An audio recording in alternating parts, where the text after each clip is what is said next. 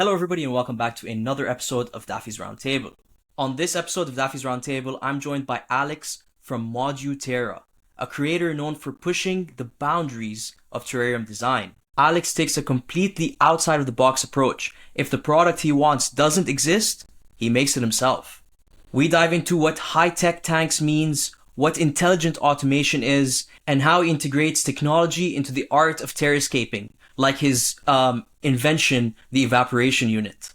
We also talk about Alex's creative process building all of these terrariums, these automated systems, and what it takes to have this unique view on the reptile, amphibian, and the fish hobby. This was a super fascinating episode, and I think more people need to be innovating like Alex does. And as I mentioned in the episode, Alex really is an inventor, and these are some awesome inventions. Before we get into the episode, allow me to thank Exoterra for sponsoring this podcast and making this episode possible. Exoterra makes quality products for our pet reptiles to make them feel at home. Also, if you're watching this on YouTube, please subscribe. If you're watching this on Spotify or listening to this on Spotify, Apple Podcasts, Google, or whatever other streaming platform you listen to this on, please give us a follow. It really helps out the podcast, and I really appreciate it. Okay, without further ado, let's talk about high-tech tanks and intelligent automation. Everybody, please help me welcome Alex of Moduterra. Alex, hello. Thank you very much for joining me, man. I'm very excited to do this. Hey, Fatty, how you doing? I'm doing great. We have a lot of very fascinating things to talk about today.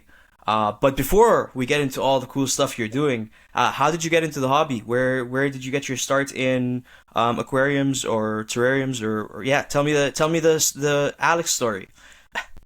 It's funny because I think I listen to these podcasts and the story is almost always the same. It's like for me, I had access to a forest, right? It was really easy to get there. And just this innate fascination with going out and exploring, seeing what's under the logs, right? Like looking at the moss, the trees and ponds, and frogs are there.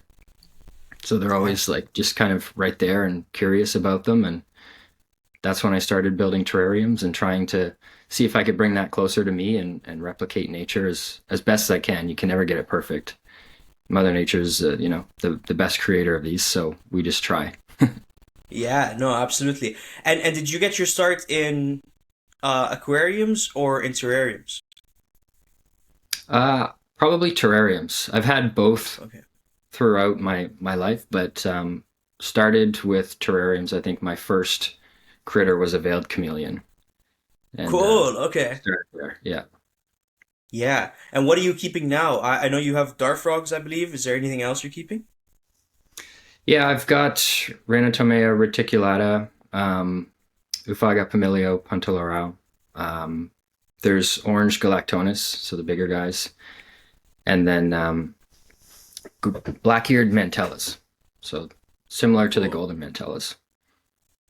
That's awesome. Yeah, I Yeah, feel like your tanks perfectly fit kind of that dart frog niche with all the awesome plants and stuff. And then in terms of plants, you also kind of have a focus as well, right? Like you keep certain type of plants.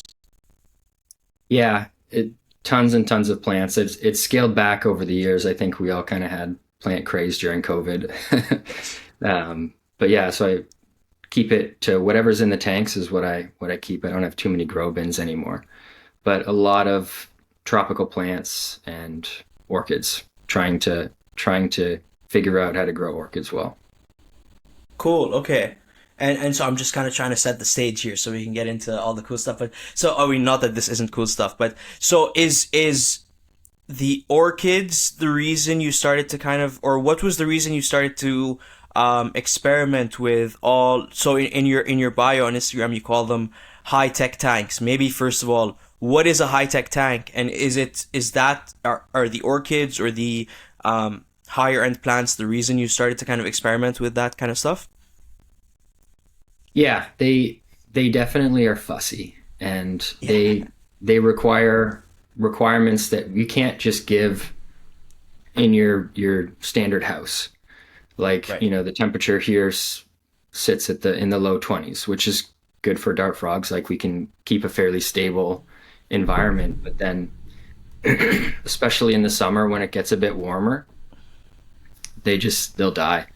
Like they really need strong temperature regulation and moisture regulation. So it's hard to keep them without them dying. And I know a lot of people, I'm sure I've killed my fair share. So I know they're hard to take care of. So it's like to do that, there's not a lot of solutions available. Like I can't just go to the store and buy something and hook it into my tanks, especially because I built all the tanks too, right? So it's kind of a slippery slope where once you start, everything's custom. So yeah, Yeah. it's building the machines to kind of facilitate the tough requirements that they have, especially when you go to these cloud forests, and it's if you can actually go there and see them, it's amazing to see how wet it is and how soggy everything is, but nothing's rotting. The water's perpetually moving, it's going. So how do you build systems to do that? So that's what I'm trying. Yeah, that's awesome. And to comment on the everyone's killed their fair share of orchids, boy Mm. have I. There's an orchid show. I don't know if it happens in your area, but there's an orchid show that happens once a year here in Ottawa. And I've gone to it, I think, 3 times in a row, and I've bought orchids 3 times in a row, and I do not have any orchids. But those micro orchids are so cool, man. They're so cool to um, just see, like, a small piece of the terrarium with a orchid and some moss and whatever. You really feel like you said, like you're looking at a piece of the jungle, the forest, or whatever, but or the cloud forest, I guess. But yeah, no, I can't keep them alive at all. Okay, so you mentioned you're building the tanks, you're building all these other things to facilitate them. Where does the like the maker mindset come from? What's like? Do you have a background in creating things? It's similar to the reptile like frog hobby. It's just always been there. I've always had a little like a workshop or some place I was able to tinker and just always wanted to build something. And honestly, I get more fun out of building it than sitting back and looking at it. It's the process where you learn the most, and then that just kind of snowballs, right? It's like you Yeah. build one thing and you figure, oh, I can take that somewhere else. I can use the knowledge I have, and then it helps down the road. So like I didn't start building terrarium stuff. Just you mess around building like boats or little kind of trinkets and things like that, furniture, wood, and then yeah, it got a lot. The materials got a lot more high tech. Like you can't, nothing, no wood here because it just everything's so hot and wet and everything rots. So you have to use plastics and glass and all that kind of stuff. Right. That makes sense. And do your ideas usually come from like you trying to solve a problem that you've encountered, or do you just kind of like, oh, that would be cool to try and give it a try? I think it's both. Like I definitely, when we're all kind of keeping these frogs or plants, you're like, that's not the best way to do it, Yeah. or you have to keep doing something over and over again. And you're like, okay, that's a problem. I want to find something to fix that. Um, so like for the tanks as an example, it's like plants would die. Things weren't. I couldn't replicate what I seen in nature. So I'm like, okay, how do I fix this? How do I make it better? Um, and yeah, just a lot of research and talking with other people and learning from your experience, testing things. Just set up a little tank in the corner or grow bin and just do experiments. See what works, what doesn't work, and then you can use that when you build your real stuff. Um, and then yeah, the flip side of that is we also have to innovate too, right? Like how can we may not know problems exist because we haven't come across them yet. So can we see if there's better ways to do things and just see what happens? So I think everyone should, yeah, try to experiment. I mean, you don't have to put frogs in those tanks, right? Like just keep it simple with plants and experiment on a small scale. Yeah, that's awesome. Cool. Let's get into some of these cool. Can I call them inventions? I feel like they're inventions. I feel like you're a mad scientist in a lab coming Yeah. up with all these cool things.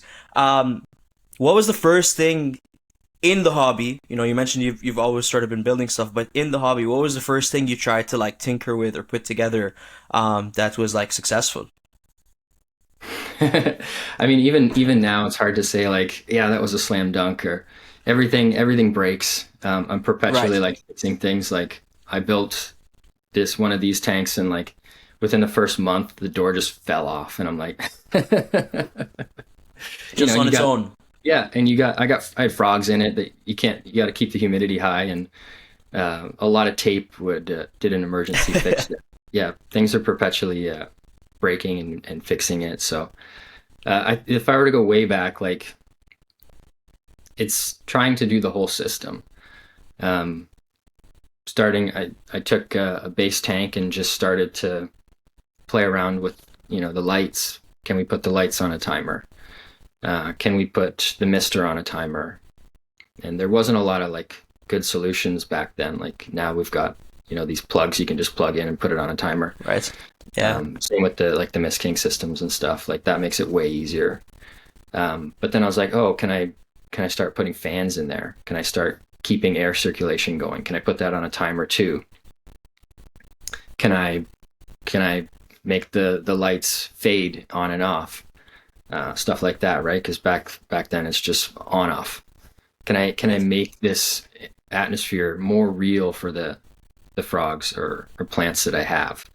So yeah, I definitely had like an old Exoterra tank with all these wires and stuff hanging off the side and the top, trying to make it work. And that made me realize pretty fast too that like you can't just kind of smash this stuff all together because it'll just kind of fail. Like it has to be maintainable and cleanable and fixable, because everything's so harsh in the tanks that if you put metal things in there, they'll rust out in a year and then you have to replace it. Or if you can't clean it, you won't get to it. I'm sure we've all had those paludariums where you throw Yes. a pump inside, you bury it and put a rock on top and you're like, okay, I'll just take the rock off and clean it someday. Doesn't happen, right? It's Doesn't hard. happen. Yeah, that makes sense. A little bit of an off-topic question. You kind of brought it up there yourself, but how good is your cable management to have all these like wires sticking out of terrariums? You must be able to like maintain them pretty easily. Um, It's yeah, like it's part of the next phase that I want to do is make a really nice clean backside of the tanks to make sure that it's organized, because like yeah, I'm perpetually messing with cables. Something comes loose, the fans turn off for a few days and I have to go find where it broke. So cable management is key, and it makes it yeah, so much easier trying to manage your mist lines, all the wires. Yeah, try to do it. I know it's hard, but it makes it 10 times easier down the road. yeah. It's fun. It's funny. My dad came to visit me, and the first thing that came, he like walked into the reptile room, and the first thing he said was, "This is a fire hazard." Yeah. Okay, cool. Let's start with. All right, I keep saying let's start, and we've already started, but you guys know what I mean. For on the more high tech buildy side, you built your tanks yourself. You mentioned. Could you maybe like walk us through a bit of the process? Like, what is it a PVC tank, or what is it made out of? And then, what kind of lights do you like? How do you put it all together? Give us a bit of a walkthrough. Yeah, so the tanks, it's a combination of, I think you'll see in all my stuff. And I know you have questions about this, but just the balance of the function and the aesthetic of everything. Um, so I definitely kept that in mind when I was designing them. Like they have to be as minimal as possible, because the whole point is the plants and the animals that are inside are the stars, right? They're why we're looking into it. So I don't want anything blocking it. So, you can see that trying to keep it as minimal as possible, clear everywhere, so that no view is blocked. So that was like a guiding principle. And I also wanted to make it light. Like if you get a big heavy tank, you can't move it. I need to be able to move these things around, get at to them, clean them. So keeping it light was a priority. And then when you build it yourself, like it's always so much more fragile. Like, the terrariums you can buy now are the way they are because they're tough, resilient, easy to clean, and that's key for this hobby. So like trying to build your own, it's tough to do that. Yeah. So yeah, with that in mind, I'm like, okay, what do I have? What can I use? So like wood is out of the question. I've tried that, just you'll get a leak and it'll rot, and it's really hard. So I'm like, okay, nothing like that. So of course we need glass, and then that's where I kind of found the PVC, because I know they make cages out of PVC, right? They're rot proof. The problem is it's not very tough stuff, right? It's pretty bendable. So it works really well in the smaller tanks, because like you can get fairly thick stuff. But like this bigger tank, it would bend a lot. So it's not like, I don't think it's the perfect long-term solution, but it does the job, and I made it work. Yeah. How big is the tank behind you? The bigger one? Um, it's maybe like 50 centimeters deep, maybe almost a meter wide, and like a meter and a half tall or something like that. Okay, So it's cool. really tall, Yeah. which makes light. It's hard to get the light to get all the way to the bottom, but Have you come up with figuring a it out. solution for that yet? Yeah, exactly. Working on a way. Yeah. Working on a way. That's awesome. Okay, so you already touched on this, so maybe we'll jump to that question. How like, or add on to what you were just saying. How do you balance the functionality and aesthetics? When creating, because they are beautiful tanks inside and out. Like even the tank itself. Like, was white aesthetic choice, or was white because it reflects more light or whatever? Like, what was your thought process here? Yeah, it probably is farther to on the aesthetic choice. Like I know everything is black in the hobby for a reason. I found that out pretty quickly, right? Like Yeah. you'll see like algae builds up, dirt builds up, everything builds up, and you have to clean it a lot. But I just think the white is kind of a distinguishing factor. It's cleaner, looks brighter, and yeah, it does. I guess there is the benefit of reflecting light and things like that. But I also think if you keep the tanks not super soggy, like everything doesn't have to be super wet, to still have a healthy tropical environment. And with the fans, like I don't really get that much algae and gunk on the tanks. If you just keep the air moving, things stay relatively clean. Because Yeah, yeah. we've all had those swamp tanks where they're sealed up, and then algae just grows up all the glass, and it's almost a given with frogs, right? Like they'll poop on the glass, and then there's the nutrients, and then all the light is there already, so then it just starts to grow. Yeah, I am currently dealing with two tanks like that downstairs. Yeah. Do you find that once, because you've built them yourself and kind of put in the fans and all this stuff, that they're easier to maintain on like a weekly basis? Yeah, like that's the key of the automation piece that I'm trying. Like that's the longer term goal. Um, how can I reduce the maintenance to as little as possible, so that I can focus on the plants and the animals.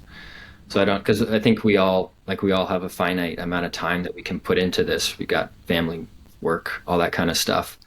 So can we, instead of me like trucking water back and forth, or turning lights on and off and hand misting everything, can I automate all that kind of stuff and then spend time on trimming the plants, thinking about the layout of the tanks, um, checking the animals out. How are they behaving? What are they doing? Are they happy? Um, all that kind of stuff. So if you can get rid of the mundane tasks, the repeatable stuff that you don't really get a lot out of, then you can spend it on higher value stuff. Yeah, well, that's great life advice. That's not even just for the terrarium stuff. And then so what are sort of the things you've automated? You've automated lights, you've automated misting. You've Is the cooling system up yet? Um, partially Partially, up. okay. Yeah. Cool. I want to get to, like, that's kind of like the big, like, I want to get to that very soon, because I'm very excited to talk about that cooling system. But is there anything else that you have automated on the tanks? Yeah. So the lights are automated, and they're on a kind of a ramp. You know how you can fade them on and off. So that's kind of I guess one level up from the just on off timers. And Yeah, like sorry, I'm gonna cut interrupt you real quick? And are you using LEDs for that? And how did you achieve the sort of sunrise sunset? Because we like, I have some of the Exoterra products that do it on its own. You press a Yeah. button and it takes care of it. But how did you sort of come up with doing that without using something? The it is a product. So Oh, the okay, lights cool. are Chihiro's LED. Like they're an aquarium light Okay, uh, cool. that I bought, and they have a little fading unit you can plug in between the power socket and the light itself. Um, they Yeah, I didn't want to mess with like high voltage stuff or anything like that. So that is a product. Right. It's just kind of separate. No, that's fair. Doing Yeah. its thing. Yeah. So Cool. the Yeah. lights are on their own time. Basically, it's a timer with a fade period. Um, but I think the fade is kind of key, and it's like these little things that we can do to make the environments more real. Instead of the lights turning on, now there's a fade period, and I can see the aphagas. They come out. They love the dawn. They'll come out, Interesting. and they're just when the lights start to turn on. That's when they start to come out and are active. So Interesting.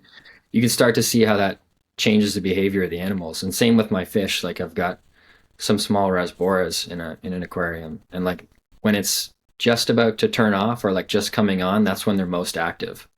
Just like when you're going fishing, right? Dawn and dusk. Yeah, that makes sense. Yeah. And do you see any benefits for the plants as well from adding the dawn and dusk? It's hard to say. Like I don't have too much of that biology knowledge, but I feel like a ramp period might be helpful. It kind of slowly turns them on so they're ready. So then it's not just yeah right on. Yeah, it's like it makes sense, right? It's not a it's like being in complete darkness, like lying down in bed and somebody walking in and just Yeah. turning on the lights and you're like, what's happening? Right? So I get the concept of it. I get why everyone's moving towards it. Um it's just yeah, it's fascinating to think how much we're starting to innovate. And then sorry, was there anything else to add to the automation or Oh am I yeah, good to the other jump? things. Yes. The Yeah, so okay, we got lights. The mister is on a timer. Um, that's standard Mist King pump and timer. Awesome. So yeah, I this is where I don't have to mist a ton. I just do it a couple times a day for maybe 20 seconds. Nice. Um, and then yeah, the fans are on a just a basic timer. So there's a fan in each tank that circulates the air inside the tank. It's not bringing in external air. So that keeps the air moving. And then yeah, that's pretty much it. That's like the core. Really, it's just lights, fans, and water, like the pump. Right. Right. And then you've built in drains. Are you okay if I should probably be taking notes of timestamps, but are you okay if I like take some pictures from your Instagram and pop them in here? Yeah, they can, Because I and it's think easier for people to see. Yeah, yeah, I think not that many people watch. Most people listen to it, but I think it would be cool for whoever's watching to kind of see some of the stuff. And if you're not already, go follow Moduterra on Instagram. You're doing some really cool stuff. Anyway, so you've built drains into these tanks. Are those also automated, or do you come in and turn them like open the drains whenever you want, or like how does that work? yeah. So there are drains in all the tanks. Um, the and it's something I learned too is like if you're gonna put a drain in, put it right at the bottom, not at the back at the bottom, like right at the very bottom. So that just means you have to have kind of space from the bottom of your tank to the wherever it's sitting. So it's not as clean, but like I just think it's inevitable. You need to have it there, otherwise there's always a little bit of water sitting in there. Yeah, I think the drains are key, and you can see this why Exoterra came out with the new line with the drain in it for dart frogs is because we just have so much water coming in to maintain that humidity. It's got to go somewhere because if it sits in your tank, then the water gets anaerobic. That means like there's no oxygen in the water, and that'll kill plants. Like if they're sitting Right. in stagnant water, and you'll know, right? You can smell it. Like I'm sure if you've opened up your false bottom or like dug in, and you can smell that kind of sulfury, rotten smell. Yeah. That's when there's no air in your water, and then that's what kills plants. So if the roots sit in that, then they can't get oxygen and they just suffocate. So, if you can give your plants like a wet, dry kind of cycle, still keep them moist, but they need to have that, just like the way we breathe.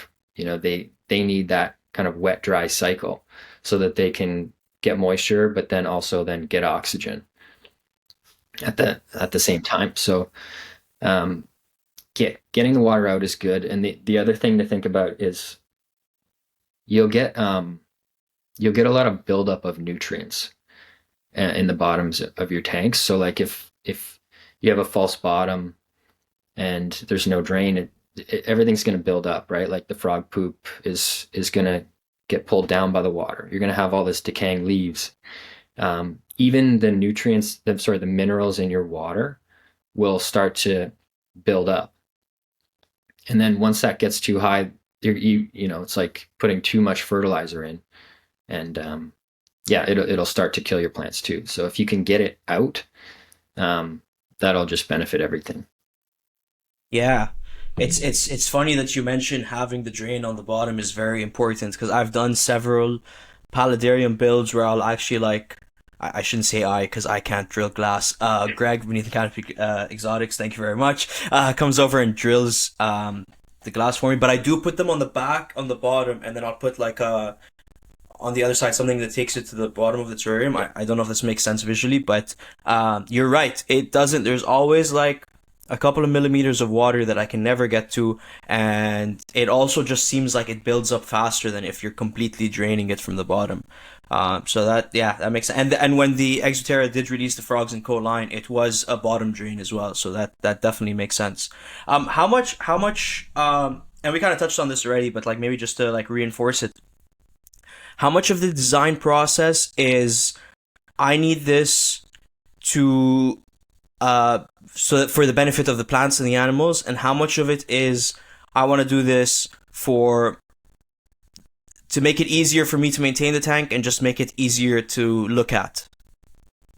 Yeah, and I think it's an easy both answer, because if it can be easier for me to maintain, then that's better for the animals and plants, because then it does free me up to do the higher value tasks, Right.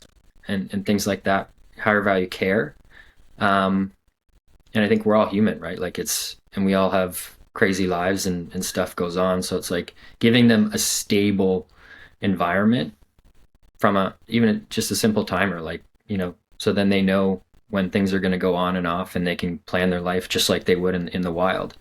So I think that gives them a safe kind of, they get used to it, right? And then they don't have to like stress out, and if the lights are on at crazy times or you forget one day. So it's stable for them, and it's easier for us, and then it can also allow us to think about better ways to keep them. Yeah, that makes sense. I had a question ready, but you just brought up something I want to ask you about. If you said if you forget to turn off the lights one day or something, and I've had that happen, obviously. How often, or not how often, does it happen where the automation goes wrong and you come in at 3 in the morning and the fan is on, it's not supposed to be on, or the lights are on, they're not supposed to be on? Have things like that happened with you? Yeah, I think if it can, it will, Right. someday. So I think we as keepers should all plan for that, and you have to do a bit of disaster planning, right, in case. Yeah. The lights, like, not the worst thing in the world. There's water is going to be the bigger problem, Right. for stuff like that. But yeah, like I think the timers I use have little batteries in them to keep the time if they ever get unplugged, and then sooner or later those batteries die, and then if you lose power, right? So like things not in your control. So if you ever lose power, something from a storm, and then the timers get all out of sync, and then the lights will be on at 3 in the morning, and I'm like, ugh, you catch it, Yeah. you can catch it as soon as you can, but then you got to get. This is why getting to the back of your stuff, like if you got a rack like this, it's so important to be able to get to the back. Otherwise, you won't want to maintain it, because you have to like fight all the cables and the tanks to get in there. So yeah, cable management is key here, right? You can just go in and fix it ASAP when it happens. Yeah. That's it. Yeah, it happens with. So I have all of my lights on an app called Casa, and like it's just smart plugs, but you control it all through an app. Yeah, And I've been halfway across the world, and like just looking at the time difference and being like, the lights are on, they shouldn't be on right now. And checking again the next day and the lights are still on, and then it's like, oh, the app is stuck. You have to update the app or whatever yeah, to get it to work again. So yeah, you're right. If it can happen, it will happen. Absolutely. That's a great point to make. Okay, so again, I'm just gonna keep teasing. We're coming up to the cooler and the fogger and the cool stuff you're doing, but yeah, so since we're still talking about the tank, you've posted build the background series, and one of the things that I noticed is you've used sponges for the false bottom, and B, you're using like a geotextile fabric for the background, and then you're kind of making little pot. Could you walk us through your thought process on like first of all why the foam, why not bio balls or subs or gravel or something like that? Actually, maybe just answer that and then we can jump to the background. yeah. I'm like hitting you with 10 questions at once. The and it's I only so I use it on the big tank here. That's where the Yeah. foam Okay. is based there. These other ones, it's all pumice. Okay. Cool. Yeah, little kind of crushed pumice, which we can talk about later. But like I took that from the aquarium hobby. Right. So that's the idea. There is that the pumice has a tons of little holes, and that is where the beneficial bacteria live, because it's like it essentially gives you exponential surface area, and that means you can have tons of these little beneficial bacteria that break down all the extra nutrients that come from the frog poop or decaying leaves and stuff like that. So that gives it all the space, and plants also love it because there's tons of space for their roots to kind of get into, and there's lots of oxygen that gets saved down in there. So that's why I use pumice. And And it's then light. yeah, yeah, so it's light, and then I was like, okay, this big tank, I have to be able to move it at some Right. point. It's not like it's built into the wall or anything, and we're like I'm not on the ground floor here, so it has to go downstairs at some point to get out of the house. Um, so it had to be super light. So that's really the main driving factor for this big one is I use the foam because it has that surface area kind of like pumice would. I don't think it's going to be as great as pumice, but it seems to be doing the job. And I'm not like the plants are more like on their epiphytes, like they're going to be on the branches and stuff. There's going to be way less down at the bottom, so I wasn't too concerned about making like a really good substrate down there.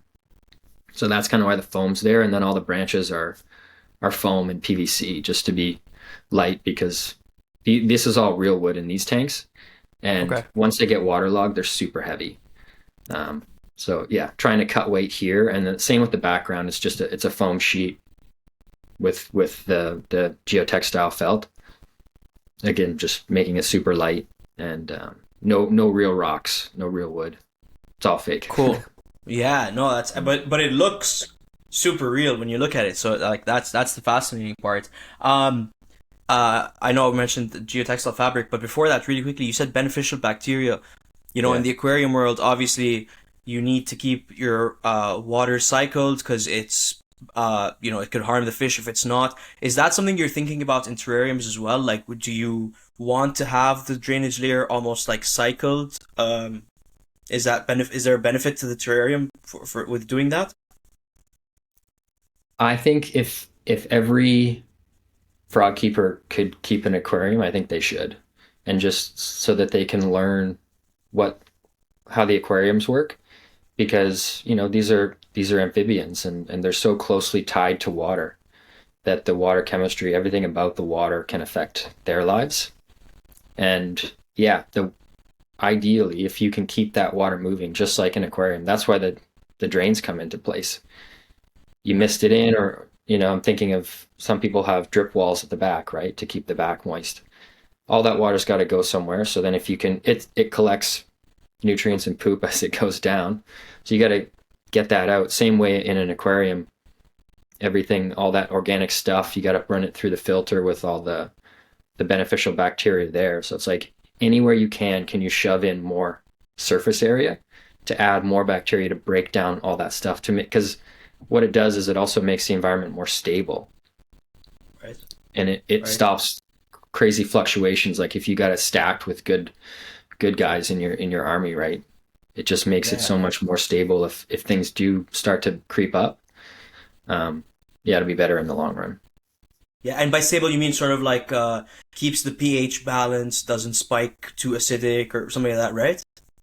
Yeah, exactly. The keep the hardness consistent, the pH consistent, nutrients, all that kind of stuff. Because if you can manage that, you won't get algae in your frog tanks, um, like just like an aquarium. Yeah. Is algae bad? I don't think it's bad.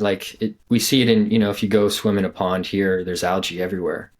It just means there's a bit of an imbalance from what I Yeah. understand. Like there's just more nutrients. So if they're there, something's going to take it. The algae can grow faster than the plants, so it'll take it. Um, Right. you do hear like all these algae blooms that are happening and they'll choke out other plants and stuff. So that could be how it's bad.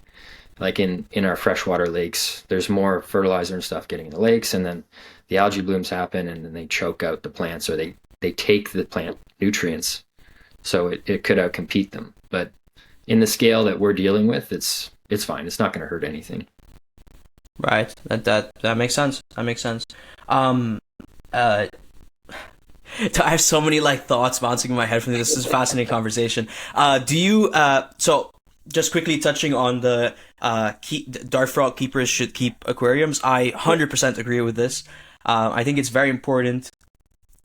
Like obviously I breed dart frogs, and I never understood. I do it because that's the hobby norm, but I never understood the concept of having them in cups and not in like a filtered aquarium. And so like I'm experimenting with both now.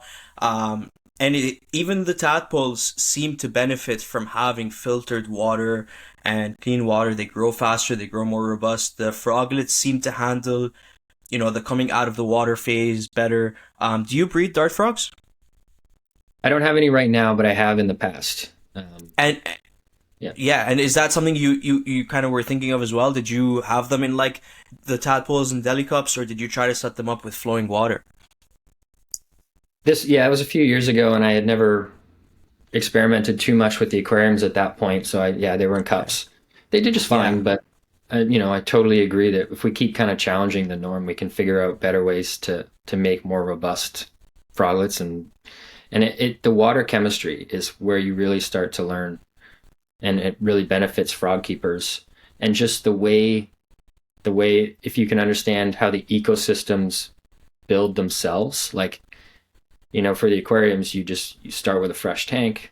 There's a cycle phase, and I think we should also let our dart frog tanks cycle for a month or so, even more if you can, right, to get everything going, because there's like um, that food chain that needs to start, and it takes time to start. So it starts with the diatoms and the algae and all that kind of stuff builds up, and then it finds its kind of equilibrium.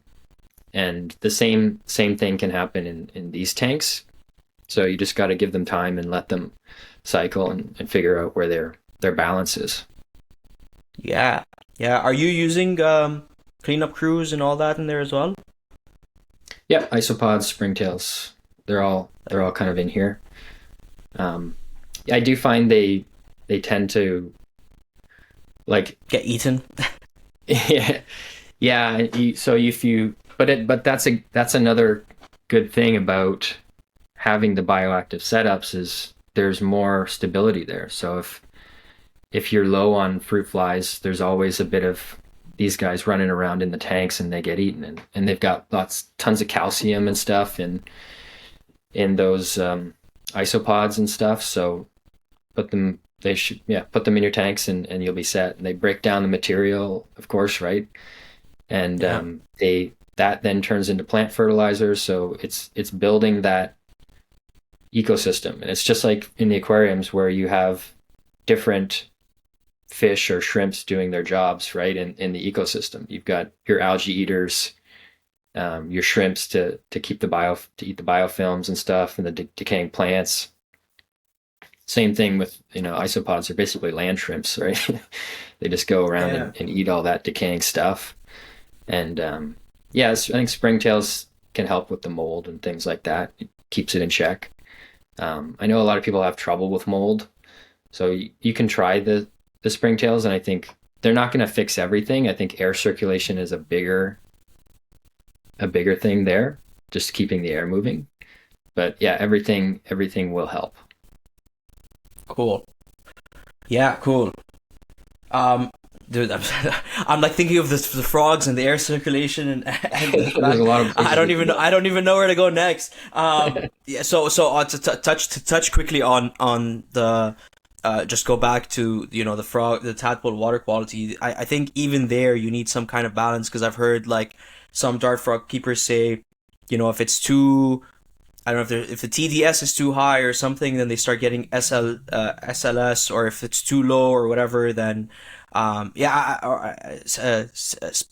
spindly leg syndrome or something like that. I don't know, Yeah. but yeah, it's very important. And then to jump again, the air circulation. How often are your fans turned on? Like how often do you need um the air to be moving in there? Um, I just have it on when the lights are on. Um, so then it turns off at night and the humidity goes up. And then that keeps everything moist during the night. Like in Cool. cloud forest, everything's wet, humid at night. There's not a lot of a breeze. Because when Right. the hot air comes, that's when the breezes start to kind of kick the fog out.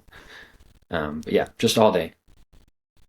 Yeah. Okay. Interesting. Very interesting. That's something I've experimented a little bit with fans in the mountain horn dragon paludariums, because they kind of need that high humidity but also good airflow. But I haven't played with them too much, and even when I had it on, it would turn on for like an hour and a half, like once a day, and that was it. So I don't really know if they were really feeling the benefits from it.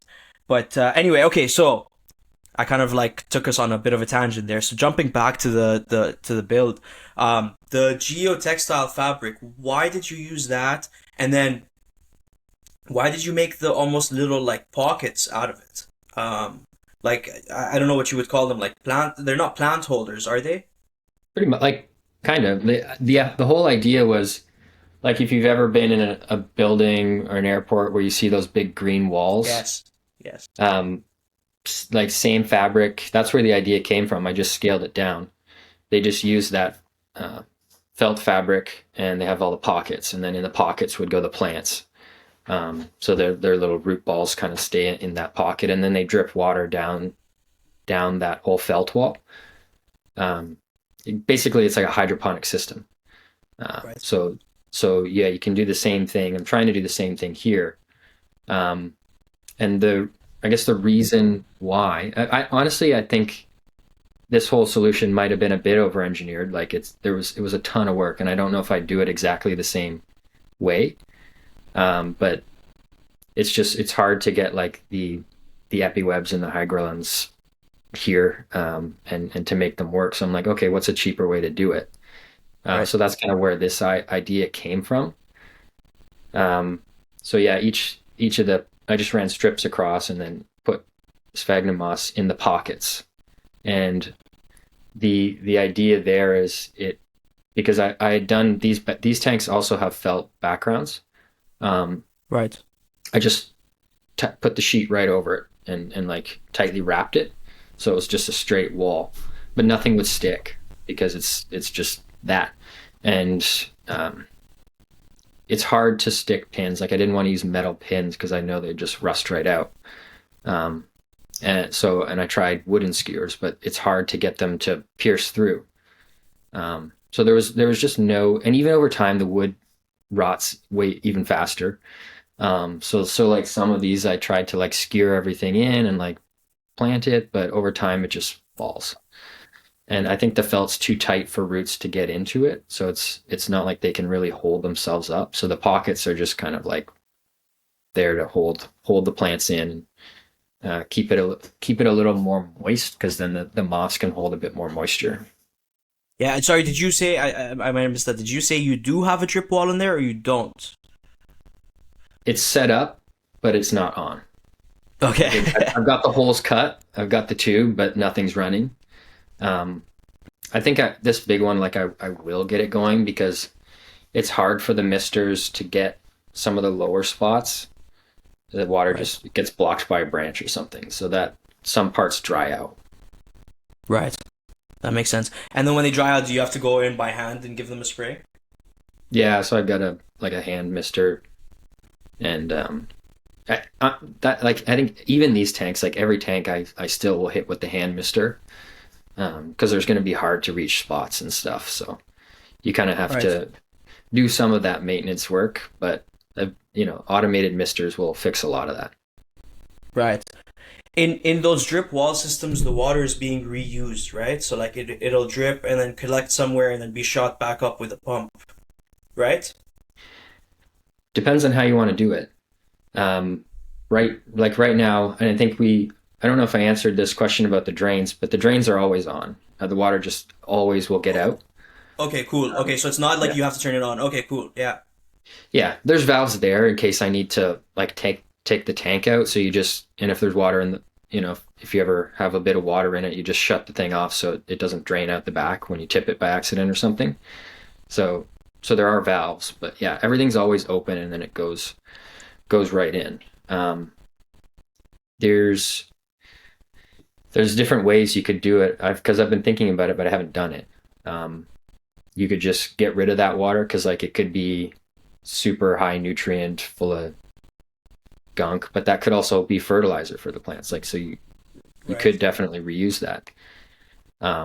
You could run it through a sump system and filter it out, kind of clean it up a little bit, and put it back. Like I've done this. This is a paludarium, but it's not anymore. Like I just stopped doing that because it's so much maintenance. They're really hard to maintain. Like I think we all want to try them, Yes. but I know it's just so hard. Yeah. So I yeah, yeah. you could recirculate. Okay, cool. Yeah, so you kind of answered exactly what my question was. I was wondering if, because it's so high in nutrients, maybe has all that frog poop or whatever in it, if you would want to reuse it, if you would want to just get rid of it and keep adding fresh water to the system. But that kind of answered it there. And yeah, and maintaining paludariums, man, I've set up like 6 or 7 over the last 3 years, and you have like maybe a 4 or 5 month period where it's super easy to maintain, and then things start going wrong, and that after that it's like a nightmare every single time. Yeah, the paludariums are there. I'm sure if anybody's gonna crack it, it would be you. But they're definitely not the easiest setup to work with long term, Yeah, for sure.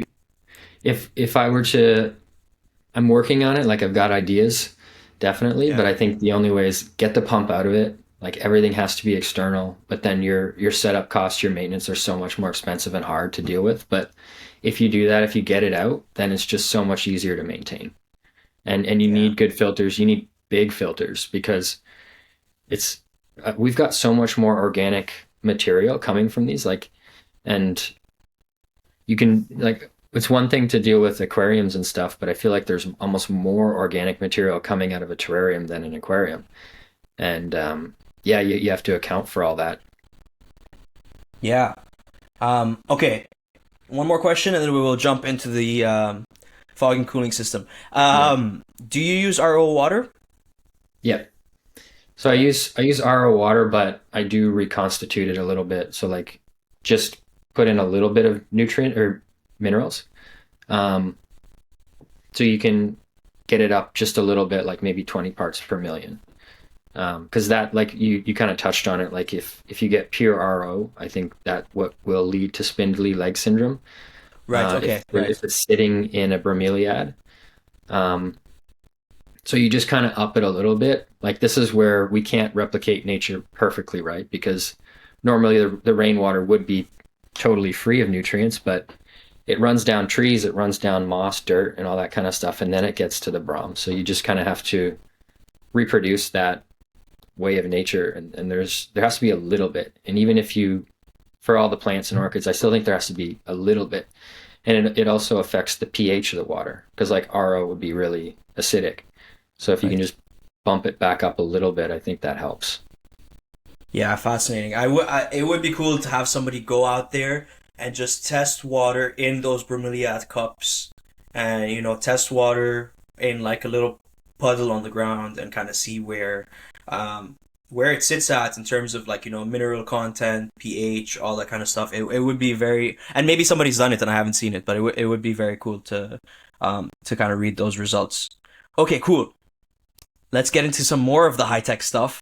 Um, Tell me about this fogging cooling system. Am I referring to it right? Is there a better Yeah. name that you've given it? And then, first of all, what was like the inspiration behind it?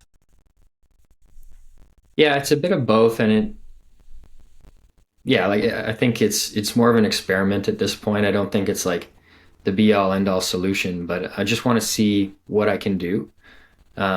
I've experimented with different ways of doing it for years. Like I think this has been the number one problem that I've been trying to solve for years is how can we control the climates of the tanks better? Heating's easy. You just there's heaters Yeah. out there. We can do that.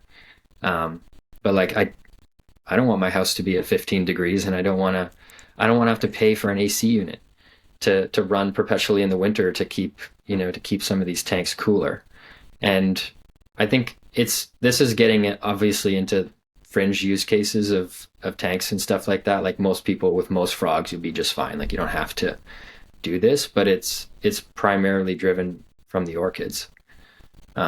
They need if you like I got to hike through these forests and it's cold. Like it's 15 degrees during the day sometimes. Like it can when you're so high up, it's quite cold. It might get 20 max. So they're used to a lot of cooler temperatures. And yeah, so I'm like, okay, how do I do this effectively? So I'm just experimenting with different ways to do that, and then that's kind of where the cooler came about. That's very interesting. I didn't know this. Where did you go? Where did you go see? I don't know how to. I guess herping, but maybe it's not Kind of. herping if you're looking for plants. I don't know. Yeah, where did you go? Yeah, what's the equivalent? I don't know. Yeah, yeah. um, I've been to Indonesia and the Philippines in like high mountain forests, so it was really Ooh, cool. that is awesome. That is awesome. That is awesome. Do they have a lot of orchids and interesting plants there? I don't know why in my head I thought most of those species would come from uh like South America, but maybe I'm very off here. It's kind of equivalent, but they're all different. Like they're all different species, but same deal. Like if you were to go to Ecuador versus mountains in Indonesia, you're going to see pretty similar habitats. Yeah. Just it really has to do with just the elevation that it's at. Um, but yeah, it's eye opening to get to see these places and to see how like there's orchids everywhere, Right. everywhere in some of these forests. Like they grow like weeds. It's crazy. Just Yeah. being able to see them and um, yeah, flowers everywhere. We kind of came at off times, but like you'll see them everywhere, and it's kind of if you're an orchid nerd like me, it's an awesome experience. Yeah, I'm sure. It's funny you said grow like weeds, and yet most of us can't even grow them. I Like, can't know. even grow one in your house. It's crazy. It really shows you how like specific their microclimate is. How much inspiration do you take home from a trip like this for your terrariums? Like I think a lot definitely because you can if you can see how they grow in nature, it's so much more eye opening. Like some of an example is like there's some ferns, microgamma, the little kind of Yeah. ferns that we can get for our terrariums. And there's orchids, and you read the little tag, and it says tropical, intermediate. It's like okay, maybe that'll work in my tank. Um, but it's like what you don't account for is like where they actually grow in their environment. They could be 30 feet up in a tree, And that's way different than being on the forest floor.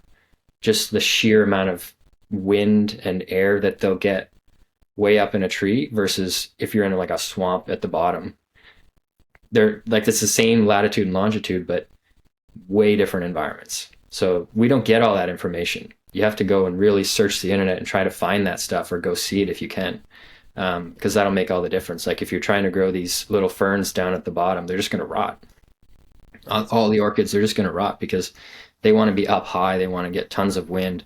Sometimes they're growing, there's no moss. There's nothing even there to hold the moisture. Like they want to dry out, but we just see tropical on the tag, you know? Right.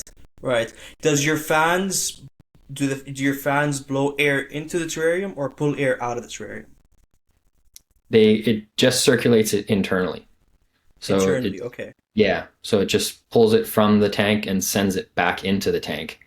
So it's Cool. just recycling the same air. So it keeps the humidity, but also keeps it moving. And of course, like new air will get in. Like I do have, you can see the vents in the front. Um, so you should have some sort of refresh rate as as it goes. But yeah, if you keep sucking it out, then everything will just dry out. Right. And then the cooling fogging system, it works the same way. It's pulling air from inside the tank, cooling it, and then putting it back in the tank, or how does that work?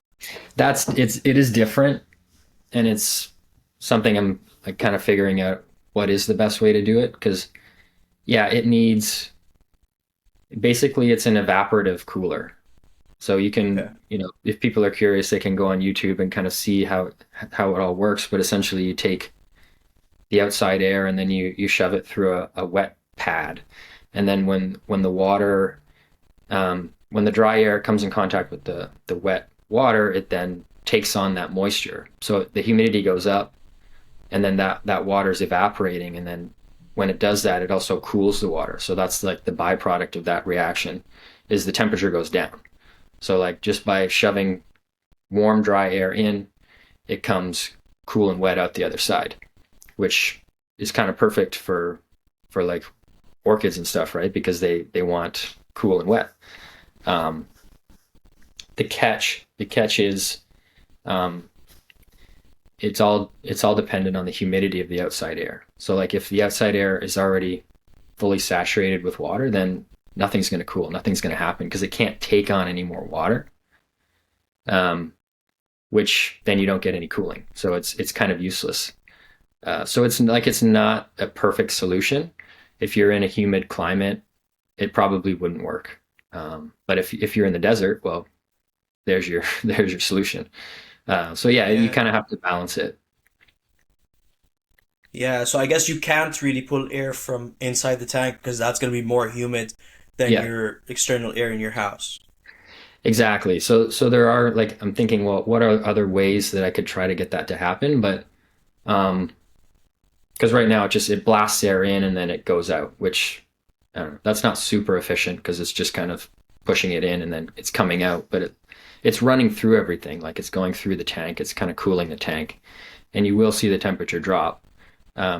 But now all of a sudden I have to mist more because the the water or sorry the air is coming and it's like I don't know 85-90% humidity, but there's still that 10%, and like over the span of 24 hours if it's running it will start to dry things out.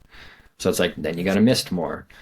Everything is so you have to find Finding the that balance. exactly, and it's the same way even if you didn't have the coolers on. Like everything the if I were to like distill terrarium keeping into one thing, it's just finding the balance. You can't have it too wet, you can't have it too cold, you can't have it too hot. It's all about the balance. Right, right. And then do you have to, I guess, go having the air go through that wet pad would probably dry out the pad as well. Do you have to keep going back in and re-wetting that pad?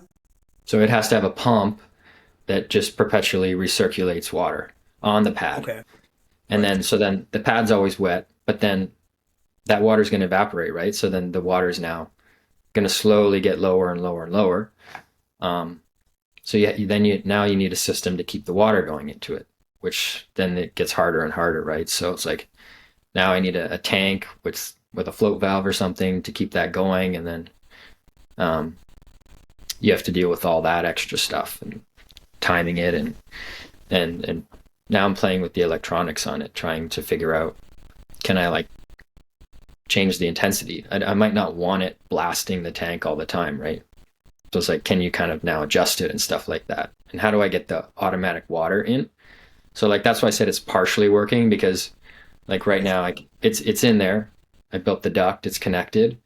But it's like, it'll run out of water in a couple days. So depending on how hard you run it, so it's like to fully automate that, now I have to figure out the water. Right. Right. And then do you have that system on a timer as well? Or is it just constantly running? Yeah, like that's the other thing I have to build is the brain of it, I guess. Okay. To ideally control it, like turn it on maybe midday to like pull the temperatures down a bit, or turn it on at night to like really drop it, because the orchids need that cool period. Like if you grow these things and it's hot during the night, they'll just die. They can't. I don't know the all the biology around it, but I think it's similar to like, they can't really regulate how their speed. It's all determined by the heat that their environment is. So like, you can think of it as like the gas pedal for how they grow. The heat is the gas pedal, and if it's hot, they're going to be pedal to the metal, going and growing and trying to metabolize things, and they essentially just run out of nutrients, and then they'll die.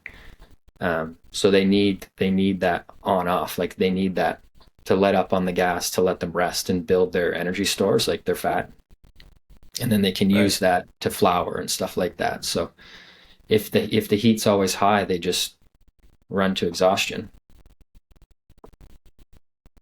Interesting.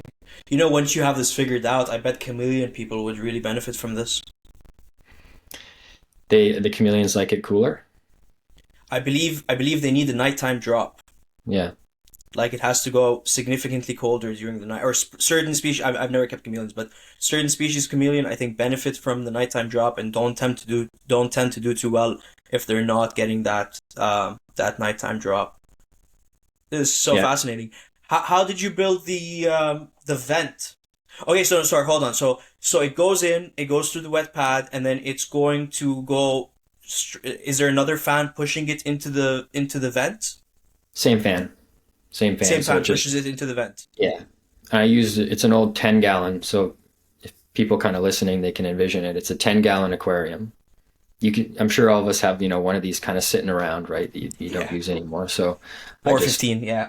yeah, whatever, like anything around that size. And I put a plastic kind of lid over the top of it. And this is where it's key. Like, it has to be waterproof.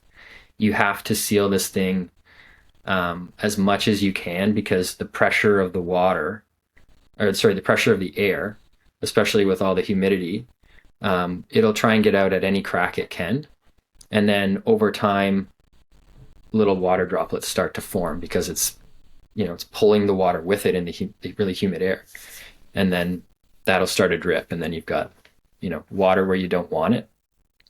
So yeah, it's really key to seal these things up as much as you can. So that's half the battle. And then, so yeah, the fan essentially pumps it up, and then it goes through. There's also the fogger in there too. So if I wanted to, I could not cool the water. I could just turn on a fogger. Like, then you get the cool mist coming in into the tank.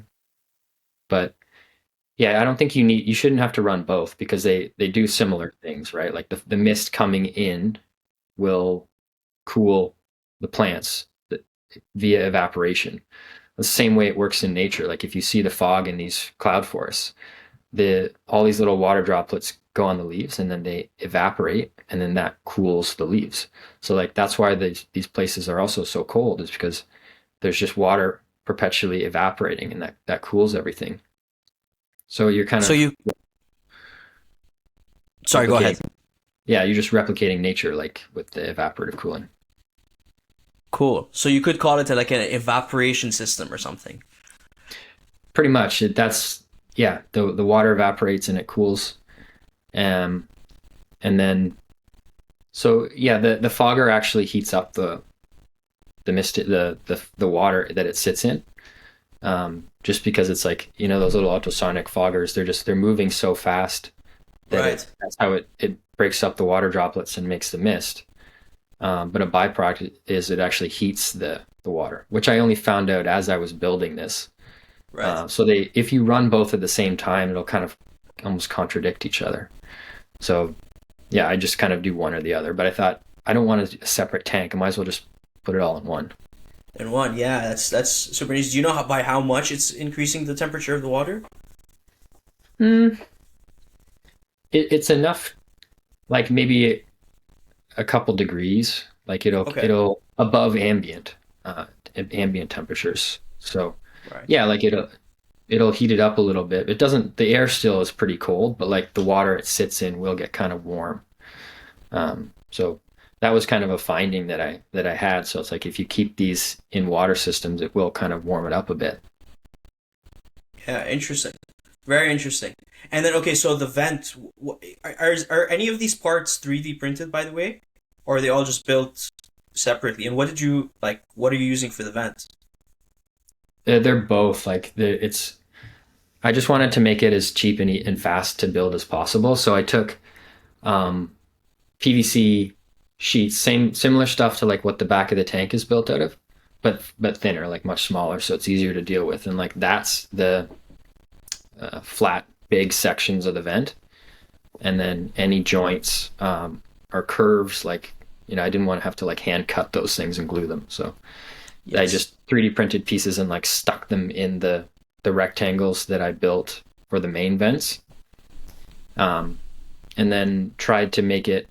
Like I have to be able to take it apart too, because if you ever need to clean it or get into it, so I had to like build these bolted joints so that everything is watertight and airtight, but also has the ability to be taken apart. Interesting. Interesting. Dude, that's so cool. Okay, and so earlier, like a couple of minutes ago, you mentioned like the brain, and I've seen you post a story of, I think you called it like an interactive terrarium dashboard. Okay. Is that the brain? And then what is that going to do? I think each like the cooler will probably have its own little brain, just so Oh, it okay, cool. yeah like it so then it do its own thing. But I think that dashboard I was thinking of is like will be for someday. It'd be nice to have it for all the tanks. Like right now, I'm doing it just for the big tank because that's the one that um, it's newest and it's like it's just kind of getting going and like I have the right sensors in it because it's all of this is underpinned with sensors. Like you need to know what your stats are, so then you can start to fine tune things and like automate things um, based on the data you get. So then that's where the dashboard could come in. It's like, can I visualize the stats of the tanks? Same way, like we throw temperature and humidity monitors into the tanks, Right. so you can monitor it that way. But now we can start to see it over time. Like what is it at the middle of the night when I don't want to be up, looking at it? How effective is the cooler? What are those temperatures? Like your orchids keep dying. Well, put a logger in there. See what the nighttime temperatures are. See what the humidity levels actually are over time, and then maybe that'll help you. Cool. So the dashboard is gonna be kind of like tracking all of these stats are in the terrarium. Yeah, yeah, and I've because like moisture is another big thing. We all kind of like I think that's where people struggle the most is getting the moisture balance right in a Yes. tank, because that's where you'll start to kill plants. Um, if it's too wet, their roots will rot and then things die. If it's too dry, then they dry out and they won't grow. So it's like I think my rule of thumb is like moist but not wet. So if you Yeah. I forget where I heard it, but it's like a dog's nose. Like it's never dripping, but it's always, you touch it, it's kind of moist. So if you can keep your sphagnum in that range, then that's kind of where you want to play. Otherwise, it's too wet. Yeah, that's a good analogy, and saying moist, not wet, I think is a big one as well. Yeah, and this is where it gets complicated, is because where it is in the tank will change the rate it dries out. So you could have a branch at the top Right. that's going to dry out way faster because it's right next to the lights. It's hotter up there, and then it's going to dry out. If it's down at the bottom, there's humidities will stay down there. Um, it's going to take longer, and then the thickness of the branches will also change that. If it's a skinny branch, it's going to dry out faster. If it's a bigger branch, it's going to hold more water and be harder to to throw off. So it's like all these variables come into play, and now it's way harder to balance everything. You got an orchid up here, here, here, and even within a 50 centimeter by 50 centimeter tank, they're going to have different care. So that's where it starts to get like exponentially harder to deal with. Fascinating. Do you measure humidity at different levels in the tank then? Are you like having a sensor up here, a sensor in the middle, a sensor at the bottom? Or is it kind of just you're measuring it in one spot and trying to keep all of it around the same? I think this is where we could move the hobby forward, is like use this data to answer those questions. Like what is the humidity at the different parts of the tank? Um, because it will change. That's why frogs in the jungle, like if they're down in the leaves, it's much cooler there. So in like the Euphagas, it could be 30 degrees there, but in the leaf litter under all the vegetation, it's colder. Like it'd be 23. I'm just making numbers up, but Right. it'll be cooler. So like we should make sure that in our tanks that happens. And I think it does naturally, like it will, just because there's less light, there's less wind there and stuff like that. So like that's where they go to hide in the hot days, is they'll kind of get into the dirt where it's colder under the leaves and stuff like that. So yeah, Yeah. you can start to track these things. Like if you had a sensor at the bottom, the middle, and the top, you will see a difference. Especially like this tank's really tall, so like I definitely see a difference. Yeah, it makes sense. And then um do you pick specific species of orchids to go higher up in the tank and specific species to go lower down? And like, are all these things you're thinking of? Yeah, and any plant in general. Like if you start to think of your tank as zones or like areas, and you can start to pick plants for those areas. Because like it's like one level deeper, right? It's like first of all, you need to pick plants that'll go for your tank. If you've got a desert tank, you're not going to put tropical plants. Right. But now, if in the tropical tanks, there's different areas, and it kind of goes back to those little ferns like the microgammas. They love to be up on the branches. Some of them, they don't even grow on moss, right? They're just right on the bark, and they Right. they love that and they thrive there. But if I put that plant at the bottom, it rots out and it never grows. And like light levels also come into play. Some like that fern can, it just wants to get all the light it can take. Versus other plants, you'll see them burn. Like you can see them start to go red, or their tips, like they'll go yellow and brown. So like light also comes into play. So you have to think about the moisture and the light levels and the temperature, and then that can kind of tell you where you should put a certain plant. Some orchids would want that dry. Like there's bulbophyllums, right? Like they I find they like it a bit drier. They almost want a little bit of a wet dry, like wet moist, like more air to get at the roots. So I keep them up top. Right. And there's some of those, the Lepanthes, or little fussy ones, that they have to be always moist. So I keep them lower, and they like lower light. Um, so that way they can keep happy. Yeah. Dude, I love what you're doing. Okay, okay. So, to kind of start wrapping this up, um, I don't know which question. I have two questions to ask you about this, the same Okay. kind of like idea, but I don't know which one to ask you first. Um, Does your automation ideas come from the fish keeping world? Like, do you think the fish hobby is ahead of the terrarium hobby? And then I'm just gonna ask you the second question in one go so that it kind of all ties in together.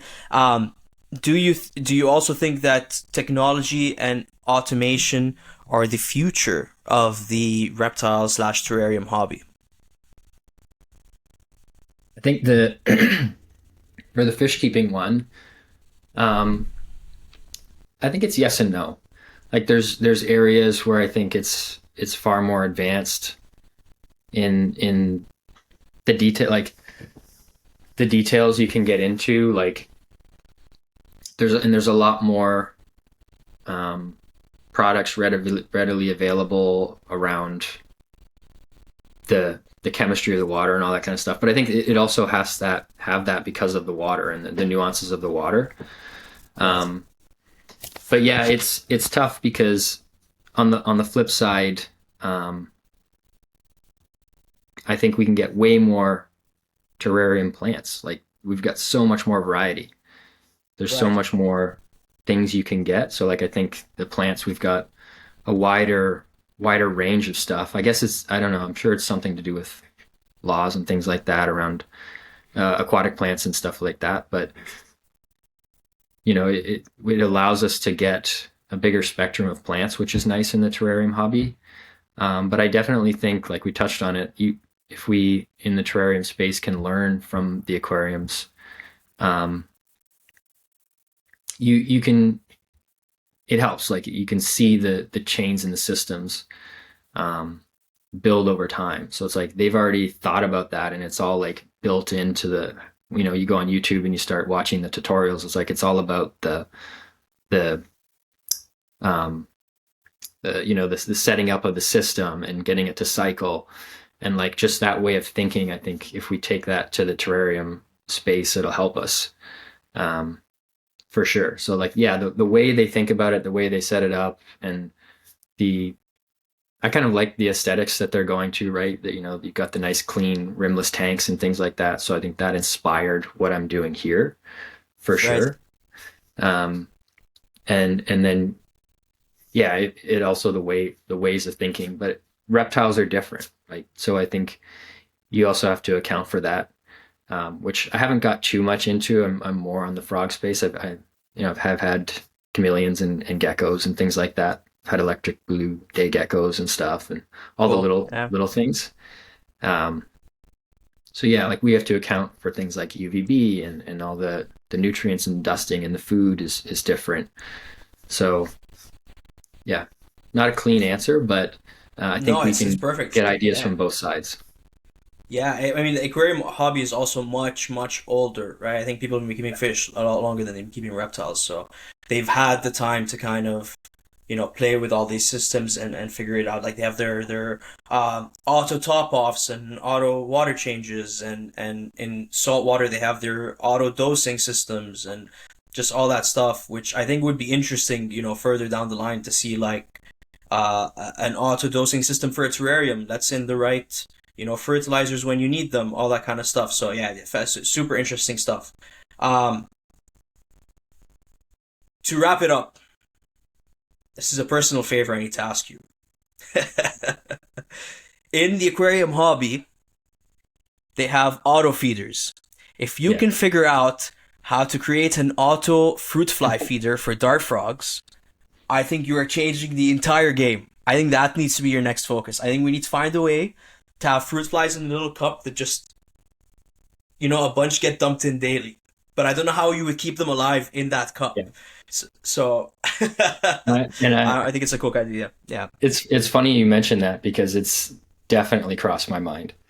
That's it's not it's obviously fun to see the frogs eat and like interact with them and stuff, but I know it can be monotonous to like have to deal with the fruit flies and if you got a lot of tanks, you gotta take time and do all that. Um, and if you're on vacation, you got to pay someone to come in and do it. So like I see the value for sure.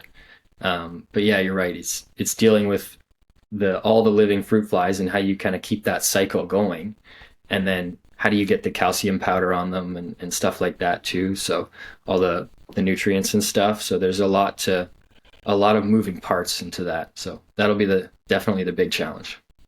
Yeah, such a fascinating fascinating topic of terrarium automation, higher tech tanks, and all of that. I'm sure you have many ideas and things that you want to experiment on as well as it goes as you move forward. Is kind of your big focus right now the evaporation system, like nailing that, figuring it out before you jump onto the next project, or are you constantly working on multiple things at once? I think I've yeah. There's never a shortage of ideas. Yeah, So I kind of for sure. just you got to log them and say, okay, when's the right time to do that? But yeah, I need to finish the cooler to get temperatures in check. Like lighting and water is stable. If I can get temperature, that's the next piece of the puzzle. That is awesome. Um, yeah, awesome, man. Alex, thank you very much for coming on and telling us a little bit about this. I would love to have you on as you create more things in the future to kind of talk about all your awesome. I'm gonna call them inventions. I hope you're okay with that. They are inventions. You are a mad scientist. I love it so Pretty much. much. Yeah, Alex, where can everybody find you? Where can they keep up with your projects? Do you have a YouTube channel? I know I follow your Instagram. I'm not sure if you have a YouTube channel as well. Yeah, let everybody know where they can find you. Yeah, Moduterra on Instagram. I post pictures of my tanks, pictures of process, and things that I'm building and working on. There's a YouTube, but there's nothing there. So that's another project that I need to get on. I know a lot of people want tutorials and things like that. Yes. So it's just like, oh, there's always another project I could build. So it's like finding the time to do that, but it's getting there. Yeah, no, I think you would do really well on YouTube if you were posting, tutorials or tank tours or whatever. Because as much as, hopefully people enjoy listening to this and kind of visualizing, seeing it is always going to be a different ball game, right? Yeah. Seeing how the pieces come together, seeing like we talked about the drainage, but I'll need to post some kind of picture for people to kind of get a visual of how you have the two drains on there and the pipes and all of that, and then just seeing the evaporation system kind of you described it's in a 10 gallon, air comes in through here, whatever, but seeing it kind of gives you a better understanding of it. So yeah, very very cool stuff, man. Thank you very very much for coming on. I really appreciate it. Yeah, absolutely. And thanks, Fatty, for bringing me on. And it's fun to chat and talk with everybody. For sure, and hopefully we'll do this again soon. And yeah, thank you everyone for listening. Hope you enjoyed this episode, and we will see you on the next one.